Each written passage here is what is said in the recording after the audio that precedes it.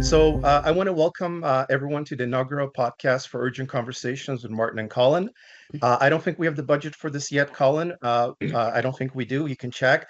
But if everyone could just imagine Foreigner's song Urgent playing in the background as their theme song, I would appreciate that. And that would be great. The two of us, Colin and I, wanted to do a podcast to discuss urgent issues and solutions facing our communities for quite a while. But I've been saving the spot for a very special moment, which has now arrived with the upcoming launch for the website for a project that is very close to my heart, the Seniors Housing Alliance, Simcoe County. So I'm very, very close to that. And Colin, if you can take us maybe through our introductions. Absolutely.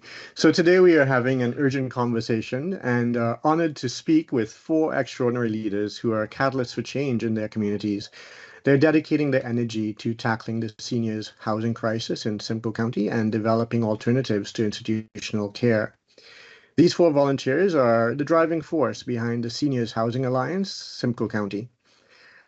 So our first guest is the initiator behind this movement, Gwen Kavanagh. Since 2008, Gwen has served as the chair of the Barrie Carp and surrounding areas chapter. She's not just advocating for policy, she's helping seniors directly, leading efforts to initiate the Senior Community Fund to assist those living at or below the poverty line. Gwen is the leader and initiator of the Senior Housing Alliance, Creative Options for Aging Well. Welcome, Gwen. Thank you, Colin. Next, we welcome a true community builder who has helped reshape Barrie's infrastructure, Marshall Green. After decades as a founding partner of a major local law firm, Marshall turned his focus to working tirelessly for vital organizations. He spearheaded massive fundraising campaigns for institutions like the hugely expanded Royal Victoria Regional Healthcare, bringing services like cancer and cardiac care to the region, and co-chaired the expansion of the Barrie Public Library. Marshall believes he must always give back to the community that gave so much to him. Welcome, Marshall. Thank you. Our third guest, Leo Brooks, brings 35 years of high-level logistics and planning experience from his career as a retired Canadian Armed Forces Army Logistics Officer. Now he uses those sharp organizational skills to tackle the seniors' housing crisis. Leo serves as the President and Director of Advocacy for the National Association of Federal Retirees, NAFR, Huronia Branch, an organization that protects pensioners' interests. He is a core member of the Seniors Housing Alliance, advocating intensely for various co-housing solutions in Simcoe County. Welcome, Leo. Thank you, Colin. And finally, we have Martin Rochon, a founding member of the Seniors Housing Alliance and a professor who ensures his students are putting ethical solutions into place and practice with community groups. Martin is dedicated to research addressing urgent or wicked issues, particularly social isolation and housing and food insecurity. He champions an intergenerational approach, creating bridges to bring different age groups together to improve the quality of life for everyone, including and especially seniors. Welcome, Martin. Proud to be doing this with you today. Thank you, Colin. Very much likewise. And thank you for everyone for being here. Just an initiative that's so close to my heart. So I'm going to get into questions. We're going to get more details about this project. I'm going to start with Gwen, as Gwen is the one who brought us together for the Alliance and to leverage each of our strengths. Gwen has been wonderful in supporting the intergenerational research and project implementation. I'm so excited to have you here, Gwen. I can't even, I'm tripping over my words. But Gwen has been wonderful in supporting the intergenerational research and project implementation and evaluation that I conduct with the purpose of improving the quality of people's lives, especially when it comes to mitigating social isolation, housing, and food insecurity. So Gwen, could you talk about how the Alliance project started?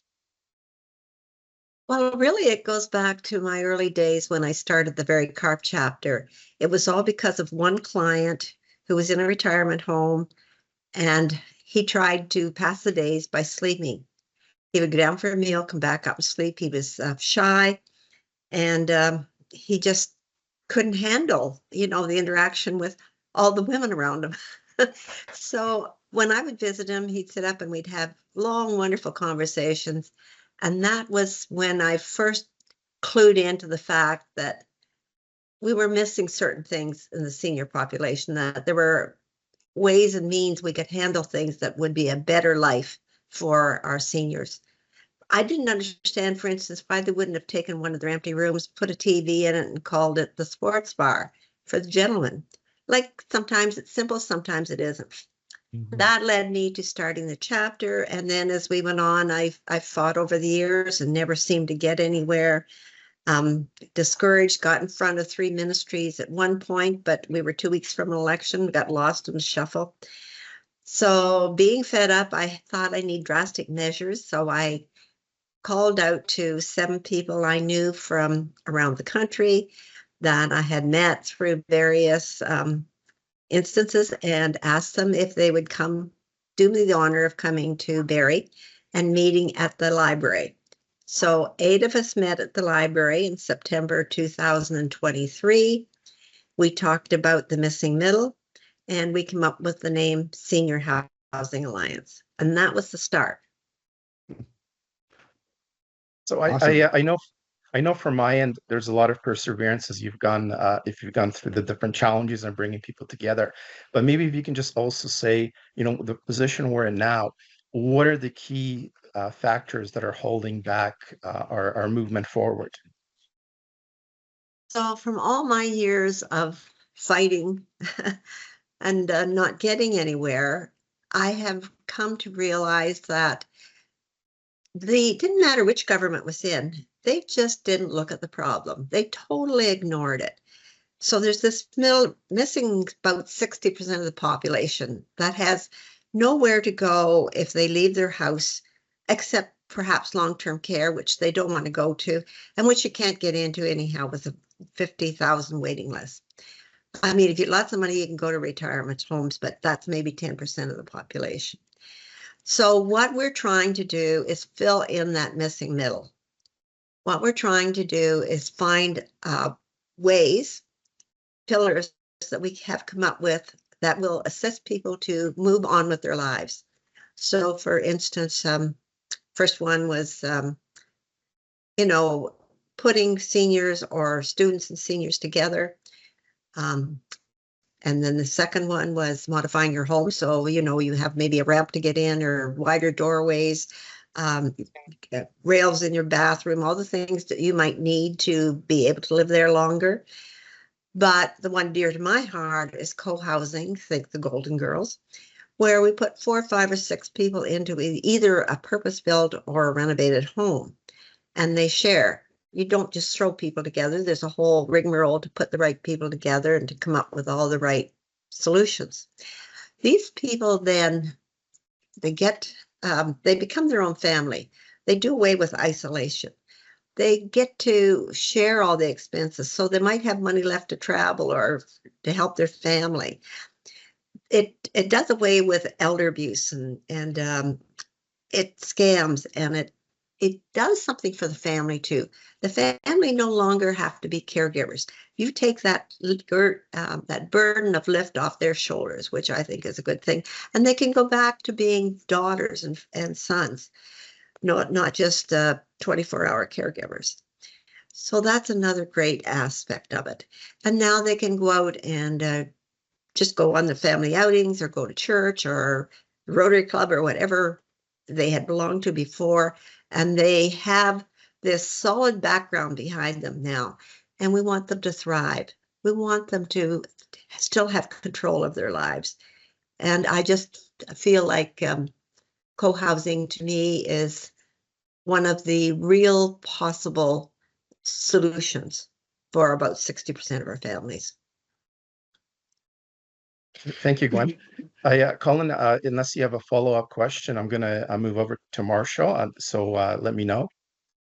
Yeah, one of the things I was thinking as I was listening to you, Gwen, is that a lot of what you mentioned just now are things that many people take for granted, right? They forget some of the pressures, the stresses that the caregivers face, changing their whole lives, and then how that over a period of time extends itself into perhaps affecting the person who's being cared for as well, right? Very much so. Reciprocating the problem, right? So there are a lot of these unspoken realities, right? That I really like what you guys are touching on, the fundamental core things.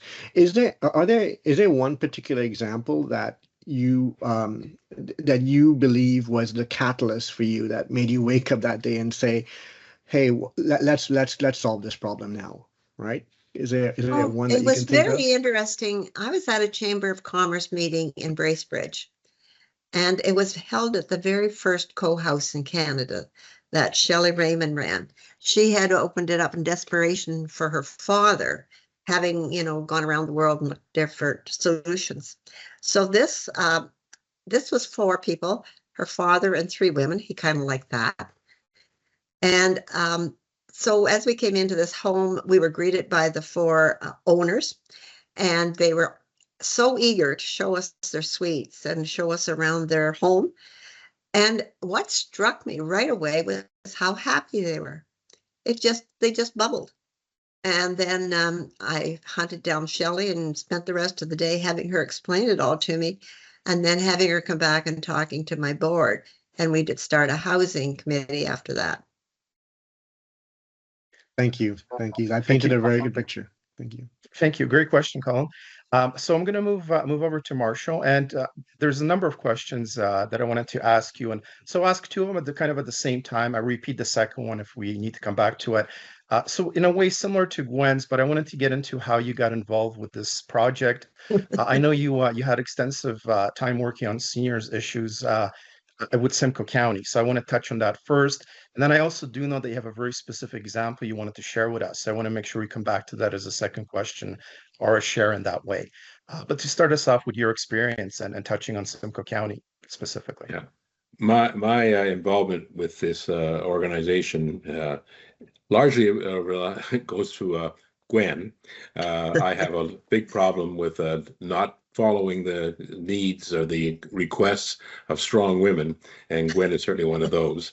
But I had sort of a professional interest and a personal one as well. The professional one comes from the fact that after 41 years in private practice, I went to work for the county of Simcoe. I spent the last 8 years of my career with them. When I retired from the county, they asked me specifically to be involved with senior services, which is one of their branches.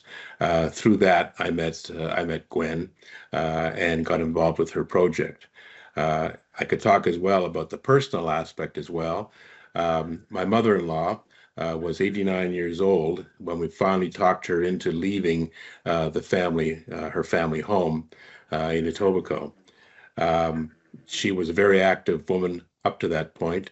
She finally agreed that she needed someplace else to live. We found a beautiful apartment for her at Bloor Bay in Toronto. It had all the things that she loved, museums and art galleries and lovely restaurants, groceries right in the building.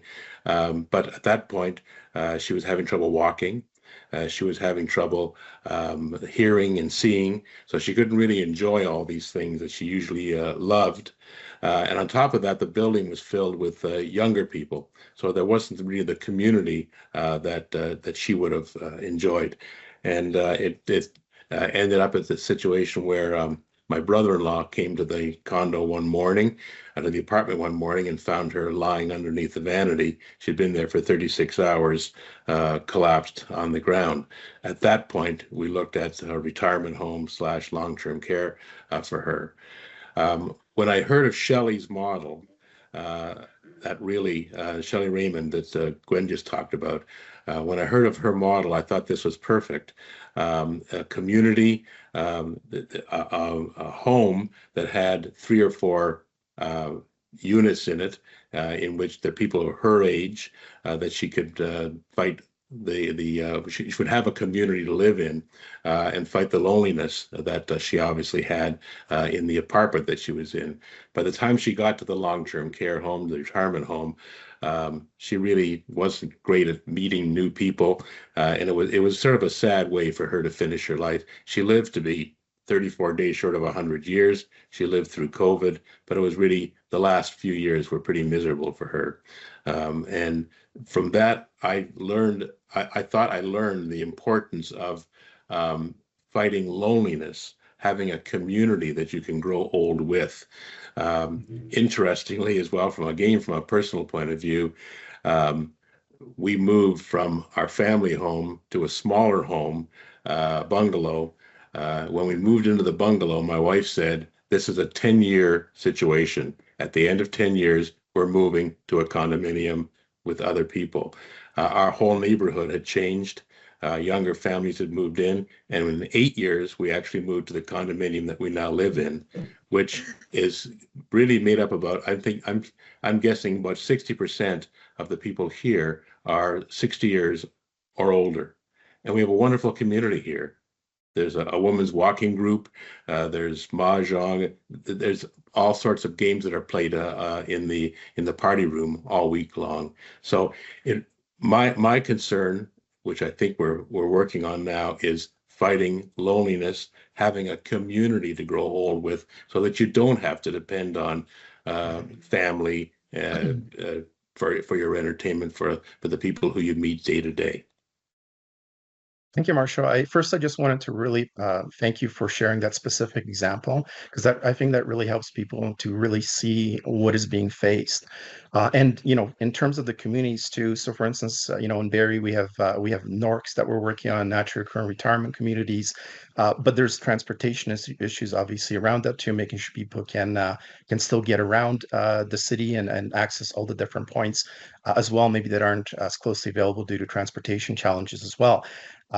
Social isolation, and loneliness issues very close to my heart, the projects I work on. So I'm sure we can touch maybe later when Colin asks me questions about that. But such an important factor. And I think, again, just the example is, again, I just want to thank you for sharing that. Thank you, Marshall. Colin? Yeah, it reminds me of I watched this documentary, Blue Zone, right, where they studied many of the centurions around the world, and a big factor in what contributed to them was the community, right, the social activity, right. So I'm really falling in love with this program, this idea here more and more as I hear deeper about what you guys have built. So Marshall, when you think about where things have come, where do you want to see it go, being a part of this initiative? My particular drive is to have social housing, small community housing opportunities that are not only public drawn, because governments change all the time, and what might be wonderful for a government looking for an election in a year, all of a sudden, once they're elected, is forgotten. I'm looking at sort of public-private developments, things that developers find profitable and that they'll do, and that's part of what our pilot project is, to make sure that that the projects that go ahead are partly at least private, so that they will continue on. And it's interesting, you make your comment about loneliness, Colin. Do you know that in Britain there actually is a ministry of loneliness? Yes. They found that it is such an important problem, such a gross problem, that they've actually formed a government ministry to fight loneliness. Well, kudos to them for at least acknowledging it, right, and taking action that way, right? Just one more question for you as well, Marshall. I just wanted, if you could talk a little bit about, in terms of where the project is now, in terms of what's been done so far. I know around the vetting by the county and so on, right? If you can take us through that a little bit. Well, Gwen and I have shepherded this particular project through the county at this point, and the county is willing to put up some of their money, provided the part of it is made, quote unquote, affordable. So we actually found a very generous developer who's willing to put up with all the red tape that he's had to go through, and we've now secured some financing for him, based on the idea that he can get approval from the city of Barrie. And we're now working on that. And interestingly, I attended what they call the pre-consultation meeting with the developer. What I thought was interesting was there was a 91-page critique of this project prepared prior to the pre-consultation meeting, in which almost every single government City of Barrie department hated the project. Everything from parking to not having the proper services. The developer asked me to come on the Teams meeting that was going to vet this project and describe what we were doing. Once I described basically what I just told you a few minutes ago, every single department changed their mind. All of a sudden, the parking wasn't a big problem. They found a sewer that would take the stormwater away. So what people have to do is understand the seriousness of the loneliness problem, of the seniors housing issue problem, and all of a sudden, new visions occur. And I thought that was very good. And we are now moving towards a project that hopefully will turn sod next spring. And I think that really underlines very much so the need for activism in terms of citizens, people coming together, not giving up on the projects and going forward, which I think you very well addressed and gave us a perfect example of. Absolutely. I'm gonna, Colin and Casey, have a follow-up question to Marshall before we jump to Leo. Yeah, just one thing that's standing out as a really incredible opportunity here is with the co-housing, when you have the younger folks I'll say commingling with the aging population, they will become more sensitized to the problems, the real problems, because they're seeing it in front of their eyes every day, right? So that's one of the probably the best advantages of this program here is creating that awareness from a younger age, so that these younger people can now advocate for the seniors, right? And get involved and really start making a difference earlier. And perhaps maybe that may be a thread to pull on, right? As these two initiatives combine to create a really new future for the aging population. My own children are aware of how important the community is, because they are counted on a lot less than a lot of their friends are. We love meeting with our children and our grandchildren, but it isn't essential for us. We have a whole community here. And the co-housing with college students, etc., is really a very important part of the whole picture as well, that they get to understand what the seniors need and how to provide it to them.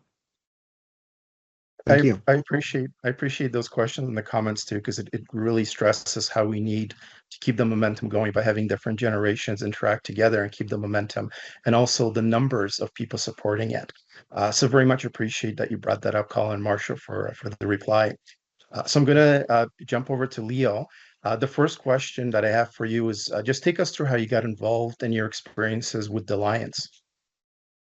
Okay, I first met Gwen when we were came together, getting involved in putting on a political forum like a town hall, and we shared the effort and the cost. And the idea there was to inform the community of what the issues were at the time, whether it was provincial or federal elections. And from there, a friendship and association developed. Now, I got involved with the National Association of Federal Retirees locally because I attended a Zoom call and realized that group needed help. And so volunteered my services, and that's how I got involved in that first organization. And then by my association with Gwen, she invited me to participate on the Senior Housing Alliance, and I did that, and it got me involved in another activity that she generated, which is a separate support for seniors called the Senior Community Fund.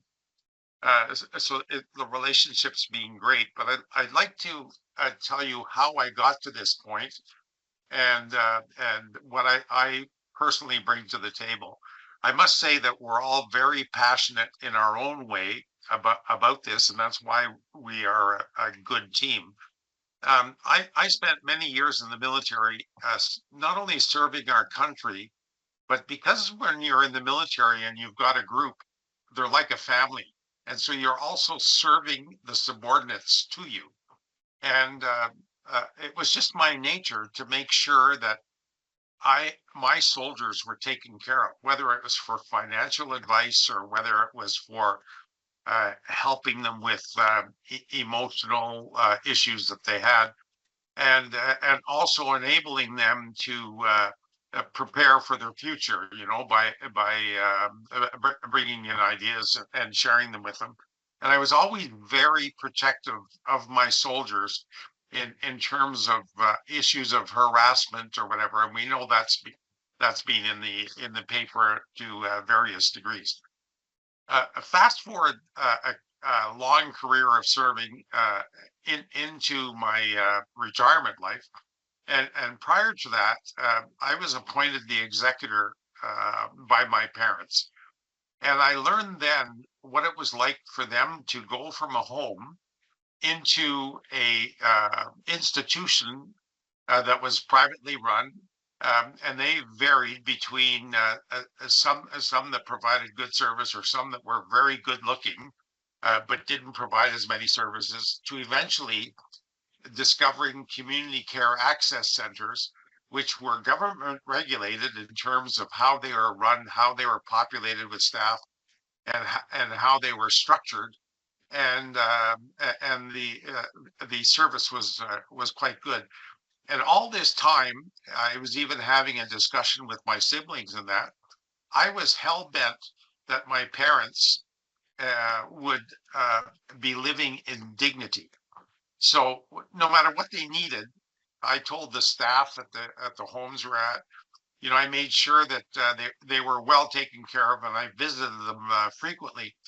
This led me to volunteering in these organizations, and I came at it from a background of doing a lot of planning, preparation, execution, and trying to fit that into our Senior Housing Alliance from the focus of developing a foundation that we could move forward on. So that's where I came from. But while doing that, I was very cognizant of how isolated these elder people were in the long-term care facilities during COVID. I remember children looking at their parents through windows because they couldn't touch or visit them in their own room. And it just struck me that it wasn't dignity. It wasn't a way to live. And I thought that, yes, there are changes through your life, but I used to say to people, wouldn't you like to end your life laughing? Wouldn't you like to go through a process of being recognized for your experience? There's many examples of children going to long-term care facilities and having their eyes opened by talking to seniors, because seniors have so much experience and so much love and background to pass on. So this is where we're failing in our province or our country, in that we're not providing these beneficial alternatives.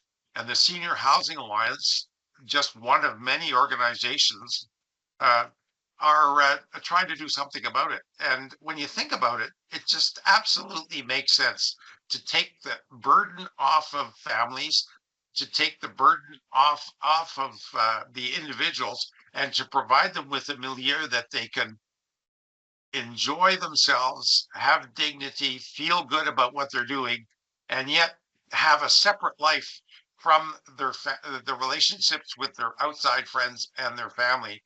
And what we're working on here gets me really excited and passionate, because it meets the requirements that I think defeat ageism and enhance living your entire life, including the last chapter, in a dignified, happy manner.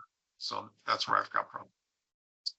Thank you, Leo. So you already kind of got into this point as well, but I just wanted to ask you in terms of if you can speak about specifically in terms of the Alliance, the advocacy that we're doing and we're going to be doing going forward, in terms of the specific challenges and the opportunities also that we're experiencing, that we're facing. Well, the Alliance is a great idea, but it's getting people's attention that is probably the biggest challenge. Not only political attention, but also the public's attention, because we are in a senior housing crisis. We're in a housing crisis, period. But the senior housing crisis is what we're focusing on more acutely, and it is difficult at the time for everyone to recognize that you're all getting older, or we're all getting older, and you're going to face the requirement to have something to go to. And unless these places are built in such a way that they meet the requirements that they're inviting to the population, we're going to fall short. And Gwen talked about 50,000 people waiting to get into long-term care. That's because that's the only thing available to them. But imagine if we could sell it, if we could get the levels of government and the population looking at alternatives where people either stay in their home and make it safe, or invite others to share their home so that they reduce their loneliness and the cost of living, or we build purpose-built places that enable people to socialize and eat together, but yet have their privacy if they want to. This is really appealing, but this is probably the biggest challenge, trying to get the message out there and convince multiple levels of government that this is a viable alternative to all the other things they're talking about. I think there's a place for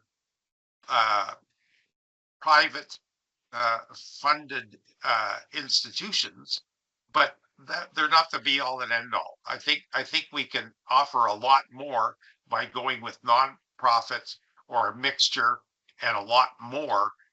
Remember that when somebody moves out of their house, as an example, into a co-housing model, they've just freed up their original house.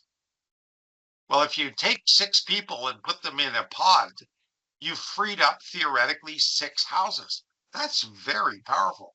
And that's part of the idea here of dealing with the senior housing the senior housing crisis. Thank you, Leo. So I just want to stress one point that you made. I'm going to go over to Gwen. I know, Gwen, you were waiting to add to what Leo was saying.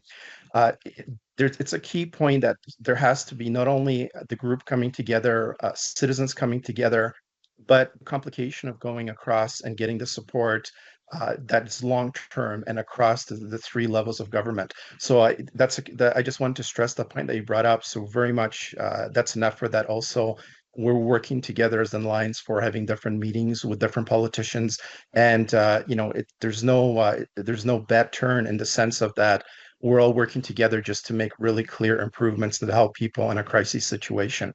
Gwen, you were going to comment too. I saw your hand up in terms of the. I just wanted to talk about the problem of the seniors themselves. They procrastinate. They think we're going to live here forever. They don't even want to think that something might bad, but you're going to have a fall, the onset of dementia, stroke, heart attack, death of a partner, and your life changes. And now maybe you can't afford all the extra help you need. A lot of people are house rich and income poor.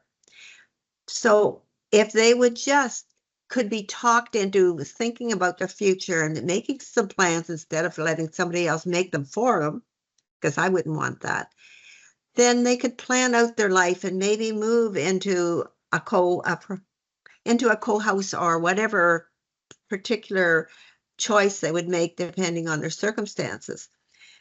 So we're fighting that want to stay in place, nothing will happen to me. We really need to educate the seniors and say, it's up to you. It's up to you to think ahead and plan your future. Otherwise somebody's planning it for you. And the other good thing they need to understand is this is not costing the government any money, other than if they give us a loan and we pay interest, but we pay it back.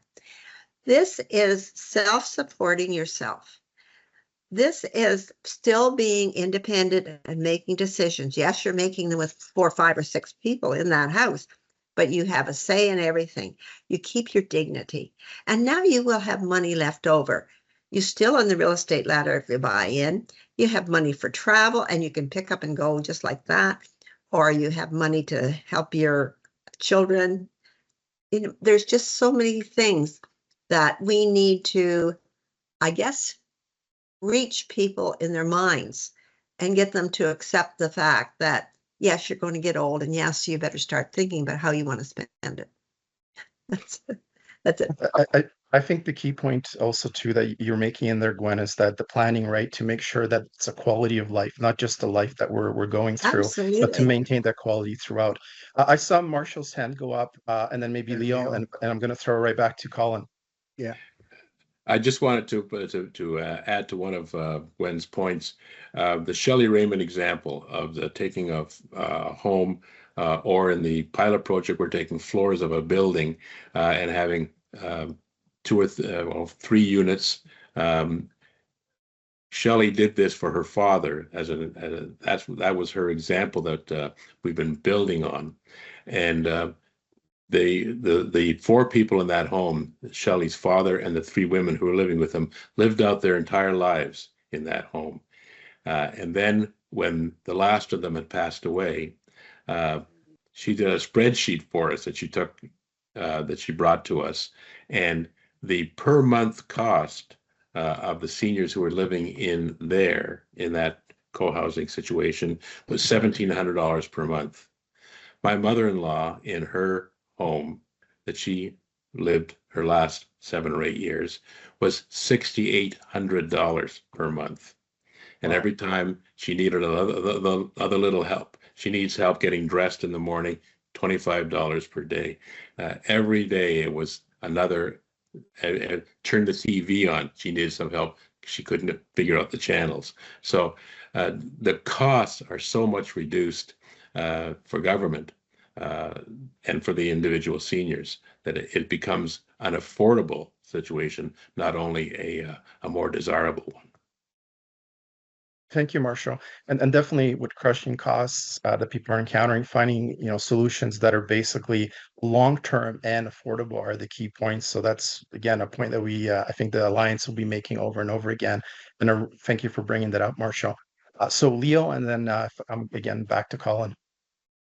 I want to pick up on these points that have just been made. Certainly convincing the seniors that they need to think about this is the thing we need to do. But it's a very big challenge because I'm a realist and I know that not everybody thinks ahead, or when they are in the position to start doing something, they've lost years, or they no longer have the same capabilities to go through that effort. So what the Senior Housing Alliance is undertaking here, and it's a very good point, I think, that has to be emphasized, is the fact that we're trying to get a project going. And here's the thing, once this project gets going, we have a reference point. And then we're going to build another one and another one and another one. And all of a sudden, we're going to have seniors looking at a changing community, and they're going to become aware of these options. And those that aren't predisposed to thinking ahead or to doing that are going to see what alternatives are available. It's kind of like beards becoming really popular, men starting to wear beards, and more people wearing beards because there's a groundswell of popularity and activity around the thing. And I think that not that we're going to stop advocating for encouraging seniors to do this planning. We're certainly going to do that.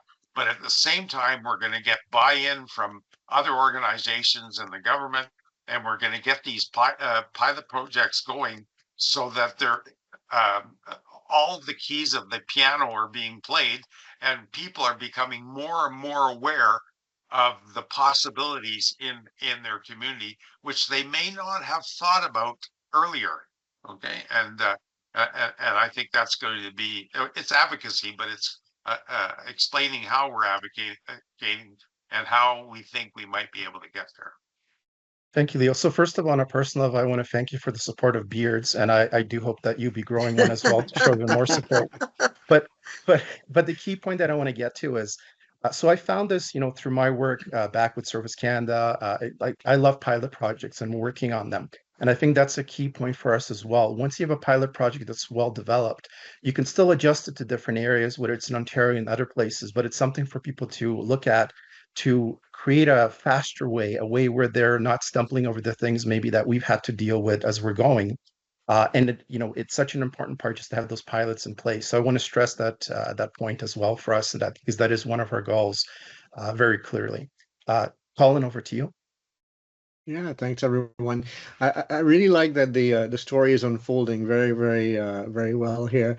I'm curious, Leo, you mentioned that we're at the beginning of this project, this program, right? And in the roadmap, what's ahead? And this is a question to anybody, any of the four of you guys, right?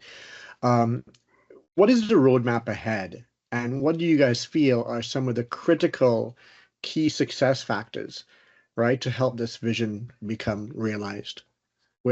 In 1 year, in 2 years, in 3 years. And I would ask each of the four of you guys to share your thoughts on this. I think there's an urgency, and that's why Gwen brought people together here to make sure that we're having an impact now. You really can't wait. Like the things that I'm seeing, whether you're going into hospitals or talking to seniors and at different places, there's such an urgency to address those examples and the ones that we talked about that people have shared with us as well, that all three of my colleagues have shared. And the thing is, again, pilot part. To address the pressures, to get the government support on levels, and hopefully that support is long lasting. So it's not just by partition where it's an election issue, but it's important that it keeps continuing and that it's sustainable and that we're creating new solutions, that everyone listens and comes together. So those would be my key points, and I'm sure my colleagues will add to it. I'm looking at viability. I think that what hopefully the pilot project will show is that this is a viable alternative, something that seniors want, A, B, something that developers can still provide and make some money at, and that the government realizes that if they support the developers, if they support the seniors in this alternative, that they will not only make lives much better for a lot of voters, but they will also save the government money. The monies that are now poured into long-term care will be cut back. And again, Gwen keeps this statistic, which I love to repeat. There's something like 300,000 unused bedrooms in the province of Ontario. Can you imagine if all those homes were sold to young families, how much less the affordability crisis would be, the housing affordability crisis would be in the province of Ontario. Yeah. So are there benefits that maybe we can share with the listeners about that everyday homeowners can apply for grants, benefits, services that would help make this a little bit more appealing and help them get on the on-ramp a bit faster to participating in the program? Leo? Well, sorry, I was just going to say, before we leave, can I go back to money? Yeah, it's please. important to everybody. So first of all, it's not costing the taxpayer any money. It's paying for itself. That's really important that they understand that. They're also going to save money on the government side because of a PSW comes in to look after 4, 5, or 6 people in one place. They're saving all kinds of travel time. There's just so many ways you can save money on this. And I just really wanted the government to understand that their only role here is to help us with red tape. We can get this done along with private developers, and we can have a community, a NORC or whatever will work. They want to stay in their own community, which is very important because right now there's no guarantee if you have to go to long-term care, where you'll end up. So they want to stay in their own community. They do not want to be a bother. It'll cover itself. It doesn't cost the guy next door in his taxes. It's just a money saver in the long run. The people in the house are sharing costs. They're saving money. So it's a win-win in so many ways when you think about money. And I just don't know if we're paying enough attention to that. And the other thing, if you think if the government goes ahead and builds all these long-term for-profit homes, which aren't as good as not-for-profit, that's been proven. Yeah. What is the best use of all those buildings when our population turns the other way at 2040 and the seniors are dying off? What is the best use of all those big buildings they want to build? Whereas a co-house can be used for generations. It can be seniors, it can be younger people starting out in the market. So if you really look at all the money aspects, it makes a lot of sense too. Just my 2 cents. Yeah. So what Gwen has just said, and Marshall, provides a great segue into how did we get here? We came together, passionate, like-minded people, including people that are involved on the commercial side. But our core group is what you see here. And we had to create a foundation of documents, a foundation of principles, and to explain the situation.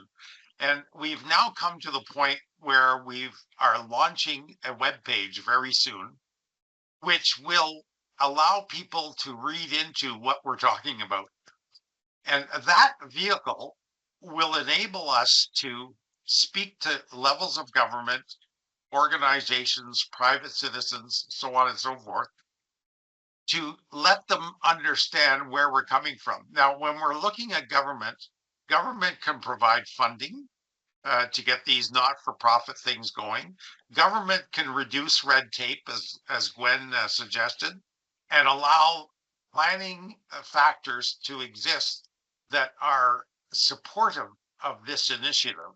So in other words, they allow the senior housing crisis to be addressed by building a number of buildings that would otherwise be delayed for a long time because there were different planning factors which became more hurdles than anything else. And then we also can use the same platform to educate seniors, and when they give us their information, we can get information back to them to enable them to walk along their journey to a point where they can decide whether they're staying in their home and bringing tenants in, or modifying their homes, to suit a number of people, or going to a co-housing setup, or whatever. So we have to, I often say, play the keys of the piano, but there are many different aspects that we have to address. And by coming up with this webpage and these other supporting documents, it enables us to go forth and try and convince many different aspects that this is the way to go. Thanks, Gwen. Thanks, Leo. Martin, let me circle back to you here and just have you drill down a little bit more. All right. So you have been putting blood, sweat, and tears into this program. It's a true passion project for you, and you live, breathe, and you feel it every day. Everyone around you knows it. Tell me about your experiences, your proudest moments, some of the things that you believe really differentiates this program from other similar programs that may be more well known in the community or in the market, I would say. So there's so much in that question, Colin, but I'll start off maybe just also too, I just want to make a point just to talk about how I got involved with the project and leading back to Gwen in that way. But definitely, and there's so much to cover, and just because I mean, you might have to come back and For re-question me in sure. a couple of points, especially when it comes to proudest moments. Because one of the proudest moments for me is also when we launched a website, when we get everybody coming together, and this happening. It's been 2 years in the work. I did definitely want to touch on how I got involved with this project. Because especially working on seniors issue, that very much strongly leads me back to my involvement in terms of working with Gwen. So I work for Service Canada, and I mentioned I love pilot projects. That's a passion of mine, right? Because you really want to measure. I love the research part of it. You want to make sure that you actually have factors that you can share on the governmental level, and you're showing why this makes sense and why we can reproduce it and why we can help other people more efficiently. When I worked with Service Canada, my involvement was in helping newcomers to Canada. We specifically looked at groups that were not represented in the community in terms of maybe language barriers, community centers, and not coming in to get government help in different ways. So when I led that project, I basically went out and worked with different community leaders, uh, got everybody, and the main part of that too is we kept measuring what our improvements were. So that's what I want to stress is the importance of the pilot projects to keep going. When I The project that I worked in Barrie kind of was another big pilot project, working with the city and Georgian College. I was leading a project in terms of bringing students and seniors together. And I remember towards the beginning of that project, I reached out to Gwen to make that connection through Barry Carb, through other connections as well.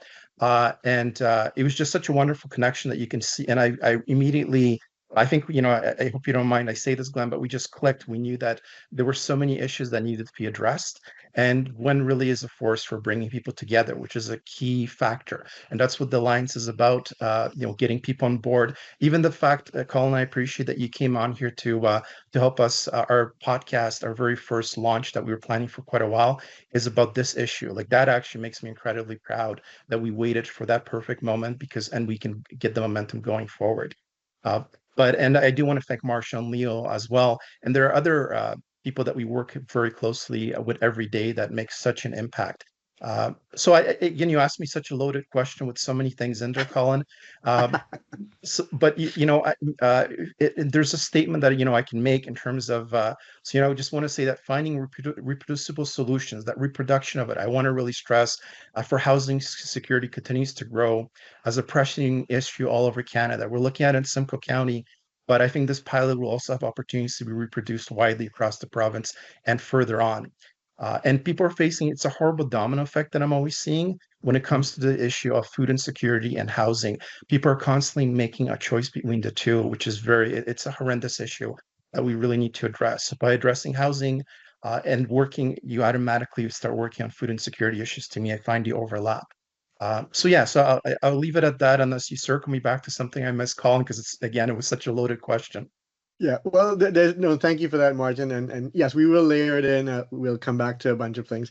What I'm trying to get to here is as we look at this initiative, all of the work that you four have put in to date, there's a public that's a contributing factor in this, right? Their awareness of it, their acceptance of it, and the ability to, you can lead a horse to water, right? But can you have them drink it? So while it seems like it's a no-brainer, it doesn't cost them anything extra. There are going to be some inhibitors, right? And some things where they go, well, oh, but what if, I'm afraid of this, or what are the objections, right? So I'm curious, what are some of the objections or the hindrances that you anticipate, and what do you think we can do, whether we share it now or whether we are going to be building it out later on, to help people realize, well, this is how you overcome those hurdles, right?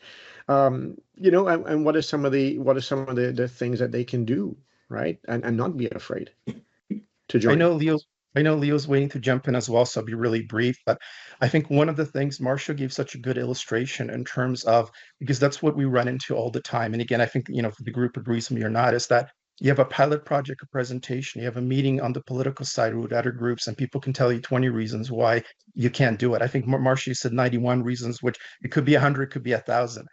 But it's being ready and coming together as an alliance and overcoming each one of those oppositions. So I find the conversations that we get into as a group, or that I get into very often, as people will tell you, well, this is going to come up as an issue. Yes, that's why we've come together to have that pilot project. We're addressing it. And we need something very specific on all three levels of government to help us, whether, it's pertaining to, having land, having well, I would just leave it at cutting through red tape, because I can give you numerous examples, and having the proper funding. We're showing an efficient way to go forward. So getting the bang for your buck, getting all the different politicians in all the different parties to say, yes, we need the solution, not just in Ontario, not just in Simcoe County, but I think in all of Canada. But this is the pilot project. And the volunteer part, to me, that's why, I love this core group, is the fact that everyone's so dedicated to their time. They're not doing for any specific gain or any issue. They just want to improve people's quality of life, period. So yeah. Absolutely. Leo? So Colin, I wanted to orient to your question.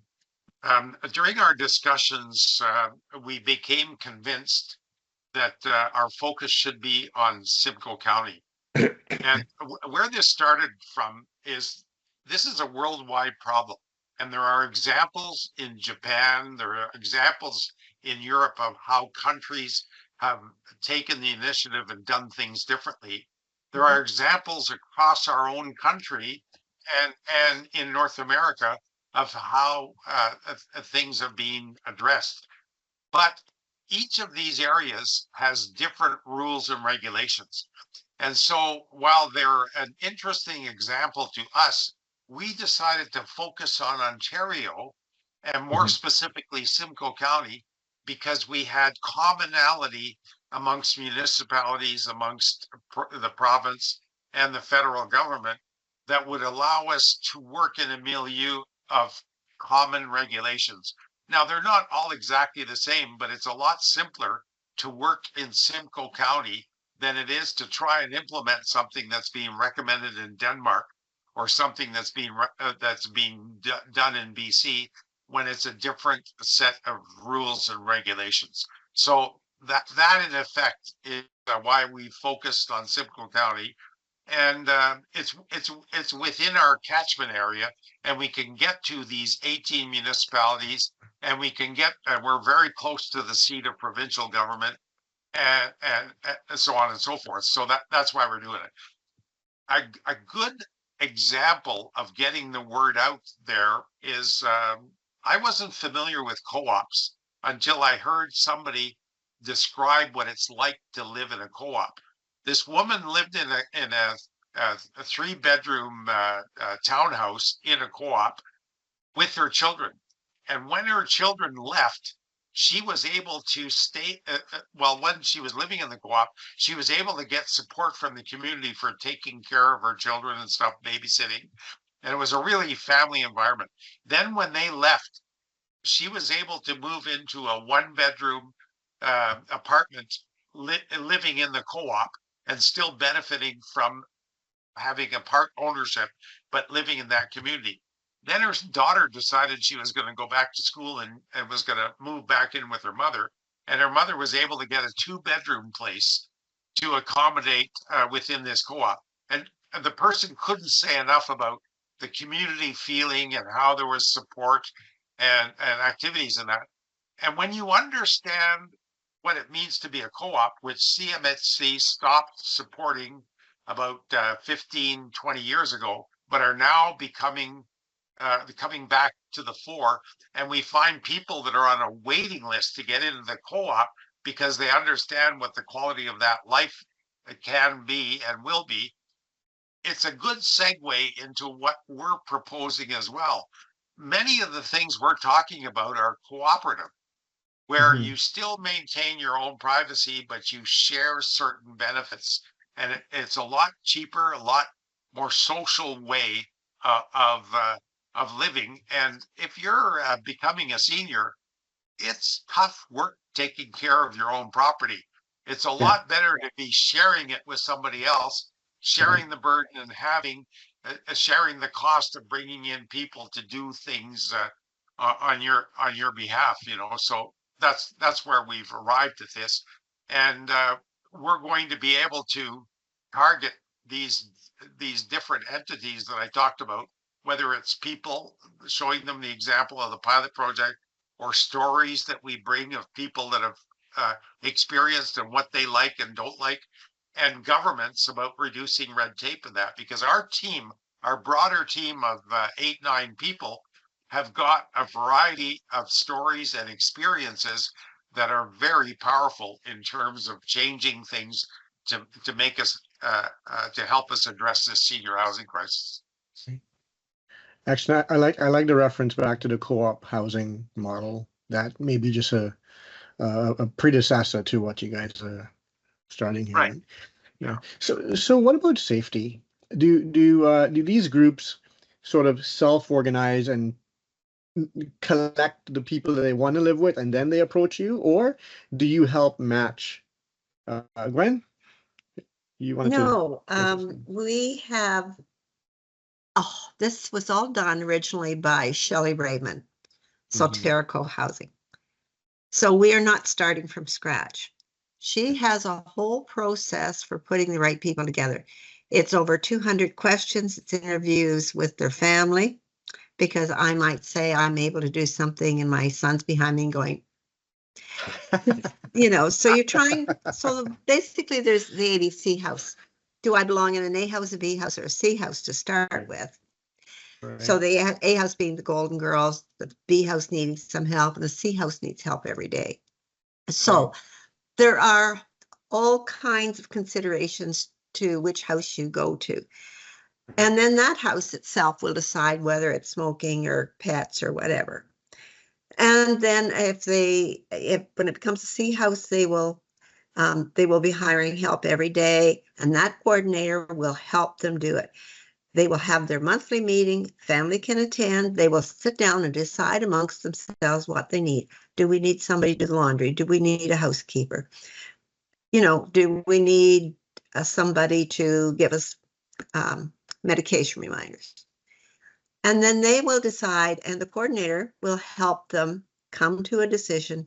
And then when they've come to a decision, she will help them find the persons or the company that will enable them for that.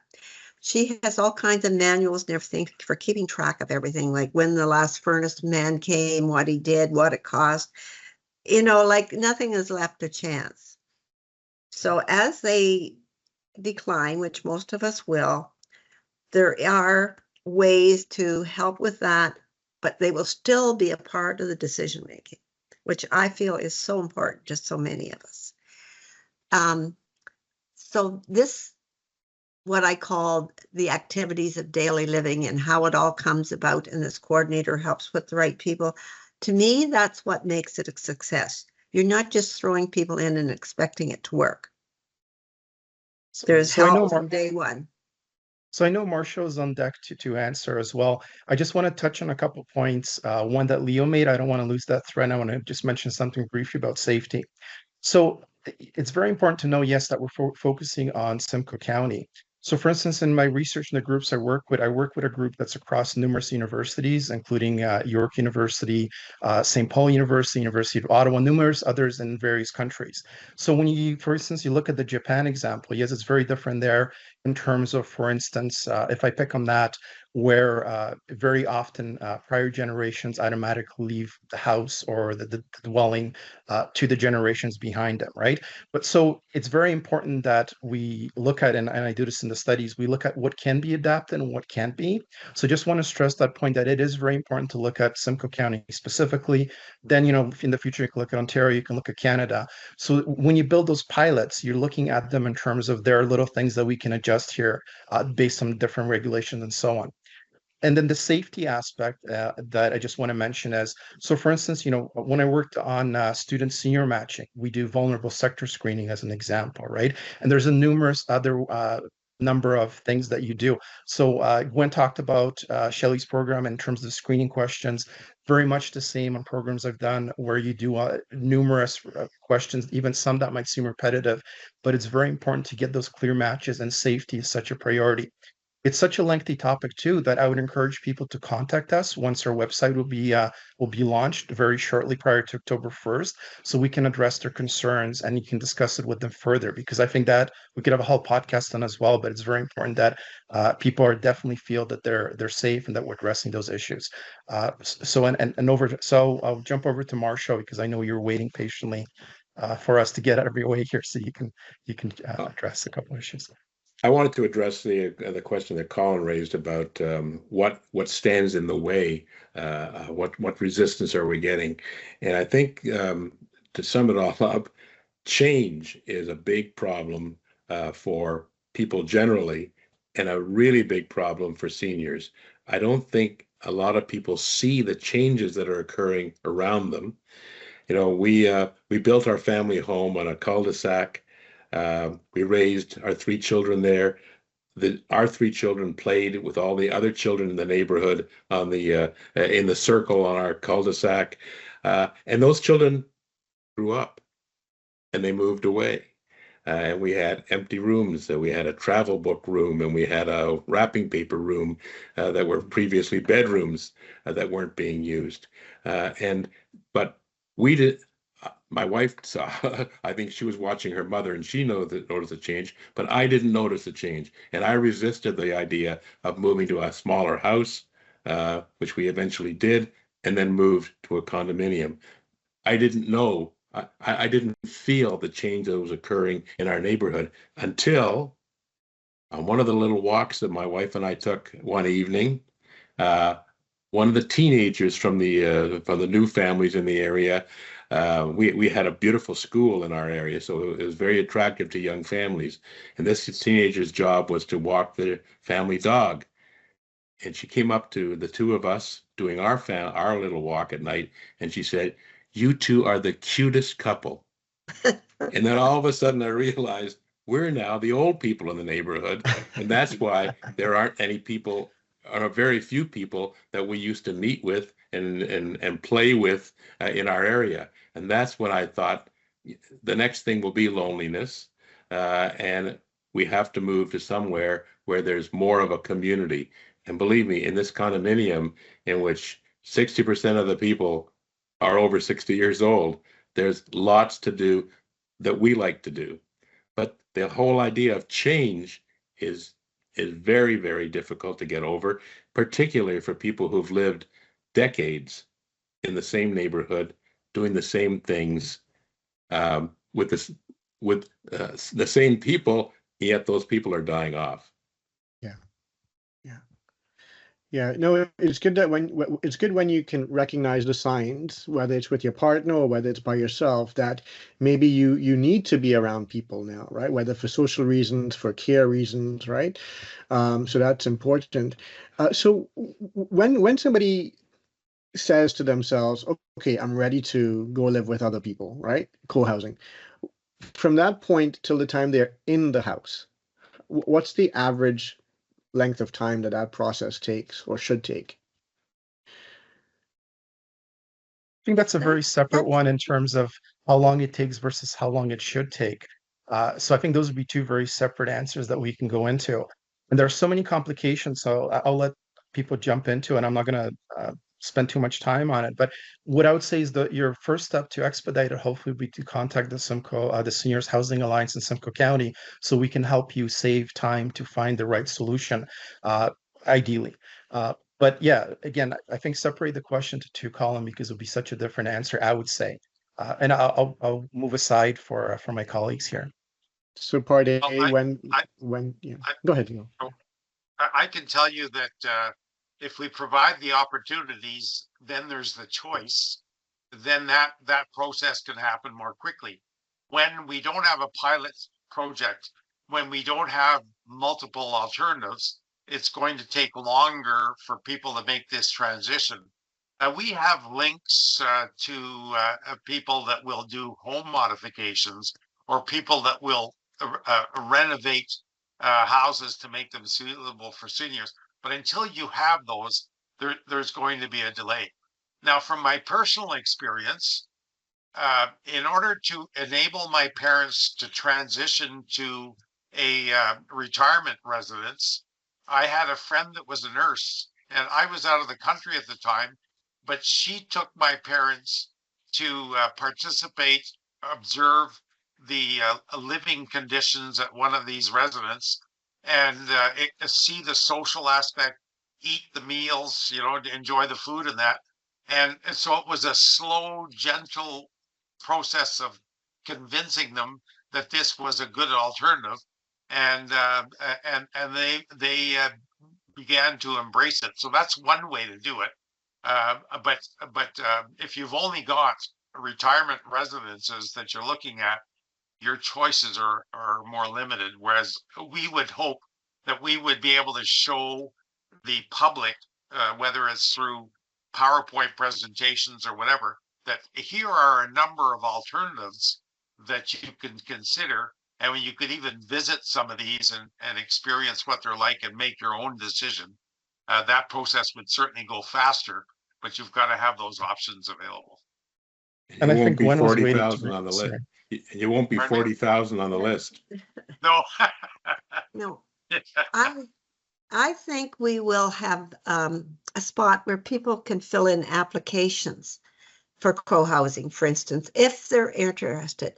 The main thing would be they get to stay in their own community. That is really big for most people. You don't want to be a bed blocker in a hospital or whatever.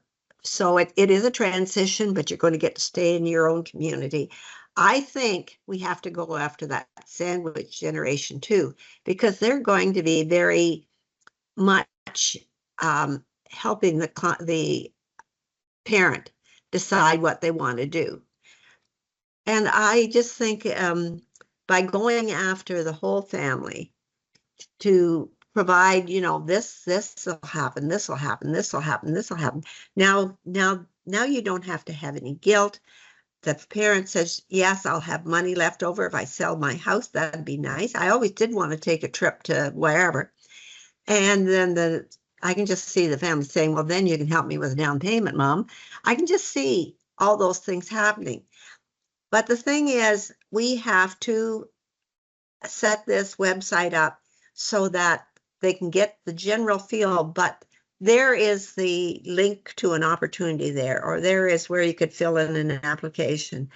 And actually, if we had 1,000 applications for possible co-houses, I could take that to a developer and say, look, here's 1,000 people that are interested in this. Why aren't you building this? So there's many opportunities there, I think. I just wanted to stress the point Gwen was making too. There's the one point about having the numbers and the support, right? That's why it's important that it's an alliance, because I can, I feel very comfortable speaking for, I think, the rest of the group as well, that we've all had individual efforts as well, but it's so much more powerful when we can come together, and the resources, the knowledge sharing, it just goes quicker and better, period. But the point that I just really want to come back to is because it's also passion of mine is in terms of it's not just about one generation. So this is a seniors alliance, right? And very similar to Barry Carp, you don't have to be a senior to get involved with it, right? I'm getting there, but I'm not quite at that point yet. But it's a passion for me to be involved with that as well. And you're here joining us, Colin, to lend support through this podcast. Same way.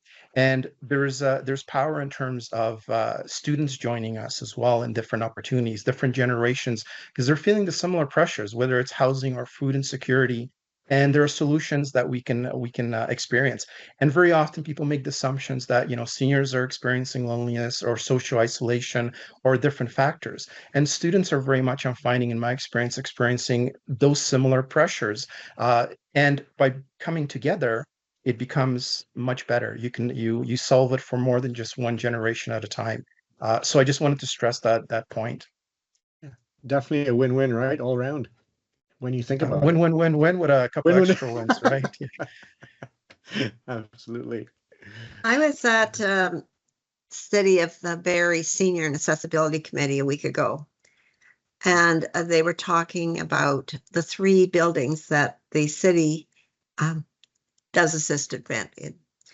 And about 1/3 of those are seniors. And some of those seniors have real difficulties. Sometimes it might be physical, but sometimes it's mental. leaving their apartment. They have now become so traumatized that it is a huge problem to go out that door, to go to whatever they have to go to.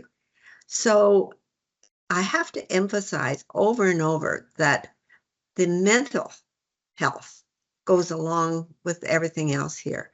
We say isolation, but I think it can be extreme isolation too. People need other people, even if they're grumpy. They need other people. So I think, go ahead, Colin. Yeah, I just had a question. Like when you have a group of I guess younger people, seniors living in one space. Okay, there are obviously some dynamics, right? Now, what happens, or what provisions are being made to ensure that if somebody needs medical attention, right, that the person who owns the house, right, doesn't feel stressed about having that liability, that responsibility. What if something happens in that house, right? Um, how are those things being catered for people coming into the program? What support systems will you guys help with or provide?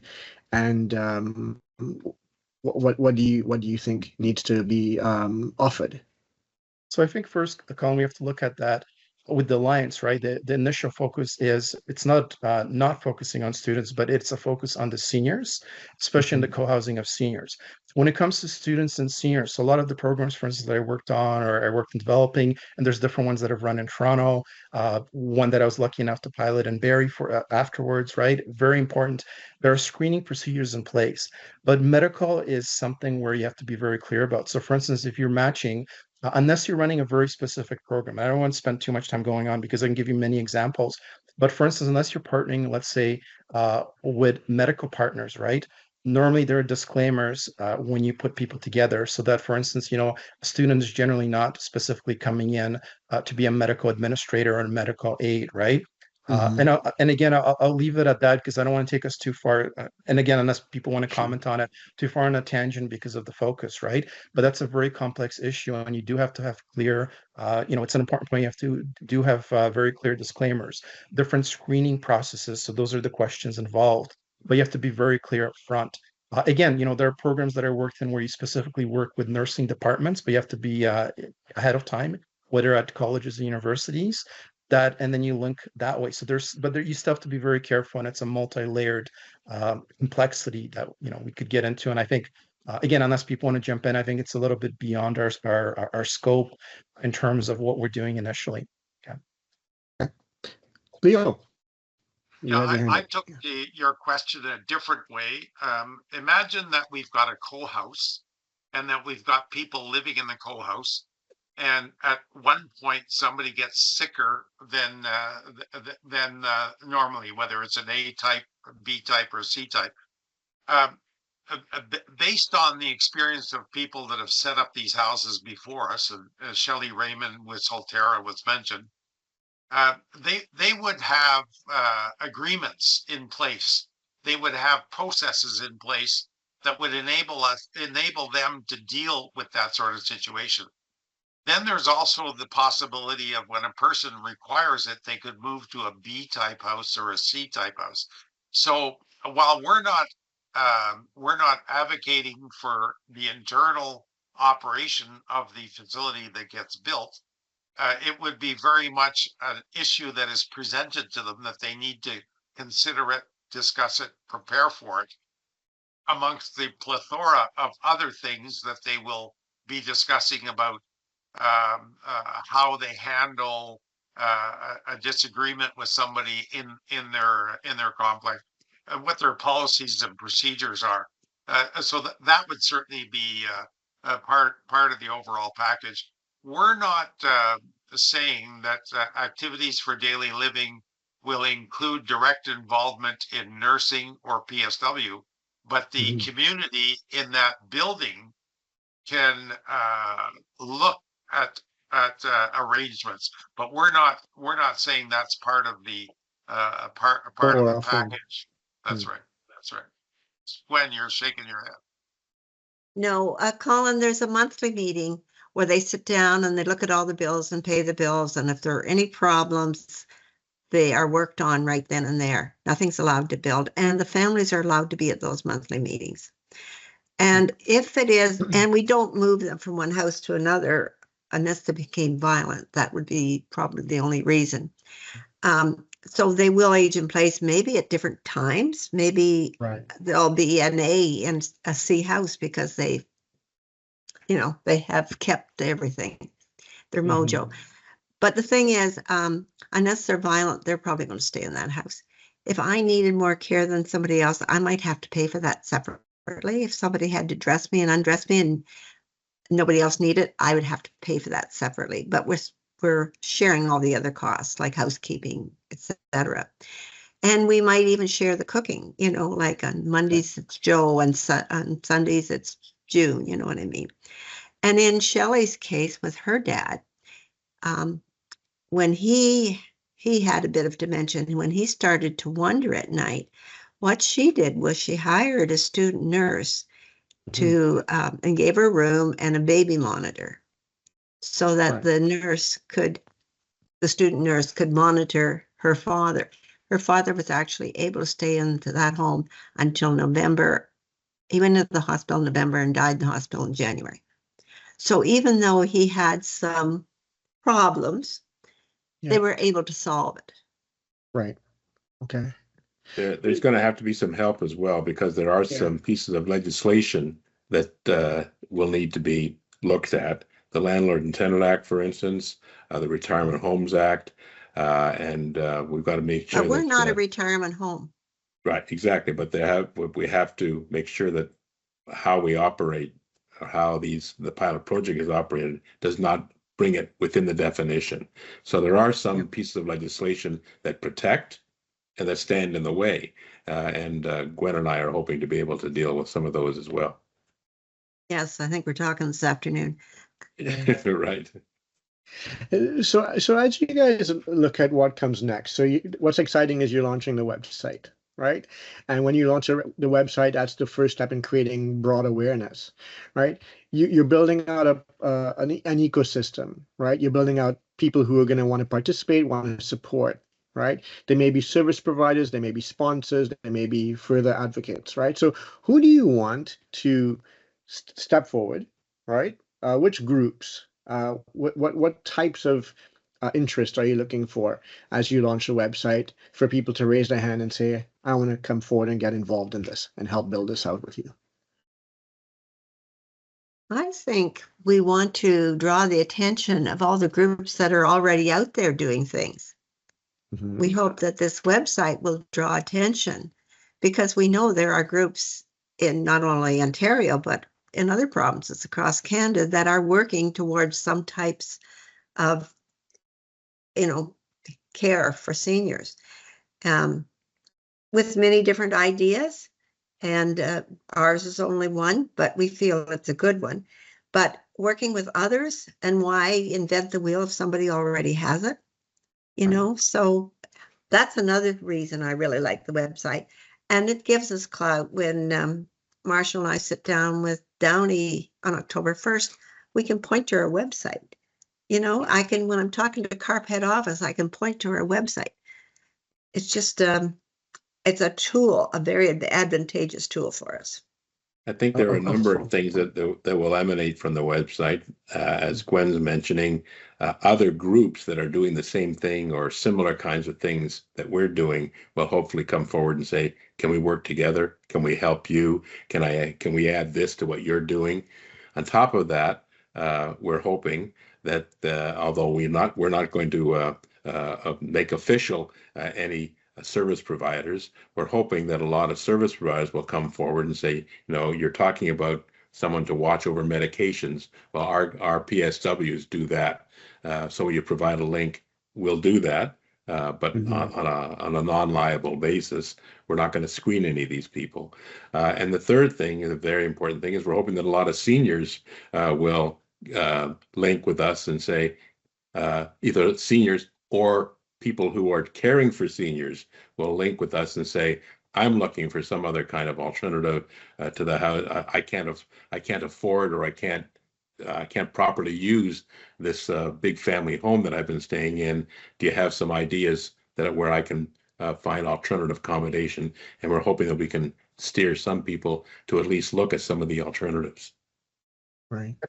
And just to pick up on those points too, so for clarity, I think it might be obvious to some, but for people in general, so Gwen's referring to Attorney General Doug Downey, so just for clarity, and it's great to have those meetings, and that's, in terms of the political level, it's also great if politicians we reach out to them if they reach back to us.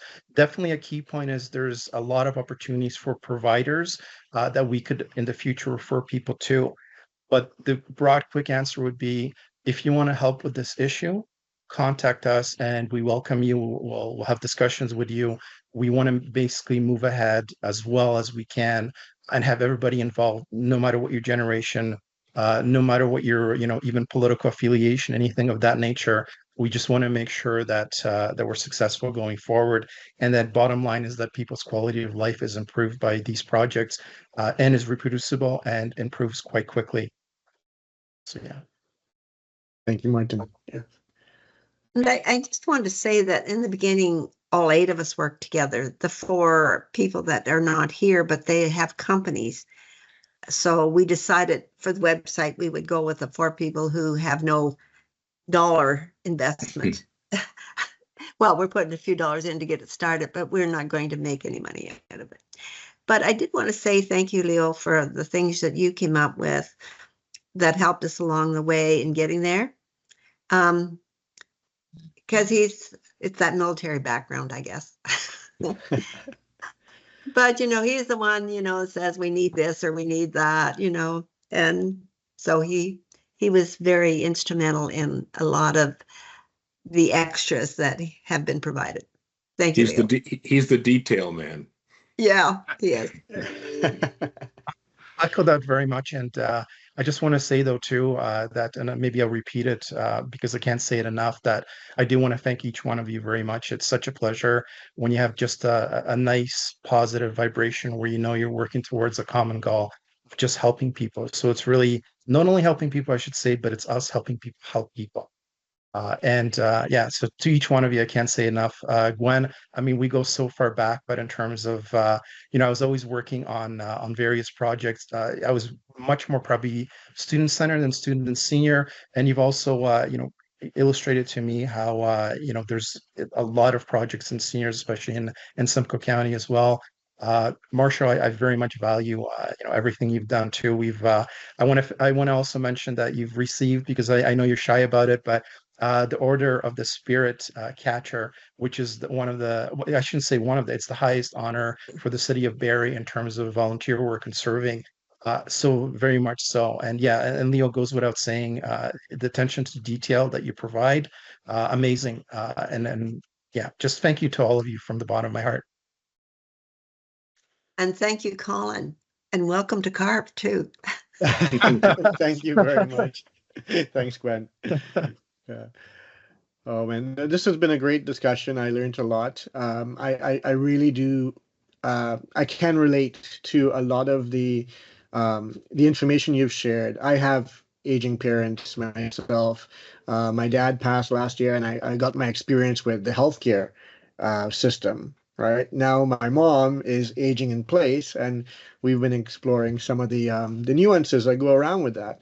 The whole objection to wanting to move away from a house into a condo, right? Step one, I think, right? So Marshall, you alluded to that right off the bat, right? Is that comfort zone where, hey, this is my house, I've lived here all my life. Why am I moving? Where am I going to go? So we're trying to support it with that in that conversation. And then thinking ahead 10 years, 15 years, right? However long, right? What does life look like and what provisions need to be put in place? So one of the things I took away from this, and I'm so thankful to be amongst you guys here today, right, is that you have a support system now. The Alliance is truly a community, a support system of people who are activating for the cause, people who are giving of their time, their experience, their resources to help make this a success for seniors and solve some very impactful and vital problems: the loneliness, the food insecurity, the affordability of good, safe housing, right? These are all very, very critical things that tend to get taken for granted. And it's amazing to see that, we have a full Simcoe County community getting behind us to pilot it. I really, really congratulate you for what you guys have done together. Look forward to the launch of the website.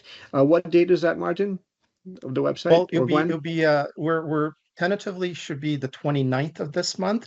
You will be able to see it definitely by October 1st, but I would say before that. We will be promoting it through a LinkedIn presence as well.